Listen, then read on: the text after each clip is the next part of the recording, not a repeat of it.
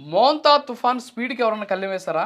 లేకపోతే మోంతా తుఫాన్ తీవ్రతను ఎవరైనా అడ్డుకున్నారా? అంటే అవుననే సమాధానం వినిపిస్తుంది. ఎందుకంటే మోంతా తుఫాను సృష్టించేటటువంటి విధ్వంసం లెక్కకు, ఊహకు మించి ఉంటుందని చెప్పేసి వాతావరణ శాఖ చెప్పింది.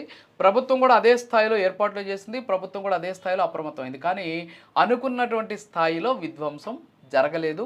ఒక రకంగా చెప్పాలంటే విధ్వంసం తప్పింది. అంతేకాకుండా ప్రజలందరూ, ప్రభుత్వం అందరూ కూడా ఊపిరి పీల్చుకున్నారు. అయితే దీని వెనక ఒక శక్తి దాగి ఉంది. ఏంటి ఆ శక్తి అంటే, ఆ శక్తి పేరే విండ్ షీర్ అంటారు. ఏంటి ఈ విండ్ షీర్ అంటే, గాలుల కోత అంటాం అనమాట. గాలుల కోత అనేది తుఫాను కన్ను భాగాన్ని దెబ్బతీయడంతో, అంటే తుఫాను తీరానికి 70-100 కిలోమీటర్ల దూరంలో ఉన్నటువంటి సందర్భంలో ఈ విండ్ షీర్ అనేది తుఫాను కేంద్రీకృతమైనటువంటి ప్రాంతంలో ఏర్పడింది. దీని కారణంగా తుఫాను కన్ను భాగాన్ని ఈ విండ్ షీర్ అనేది దెబ్బతీసింది. దీంతో గాలులు చెల్లాచెదురుగా అయిపోయి తుఫాను తన శక్తిని కోల్పోయిందట.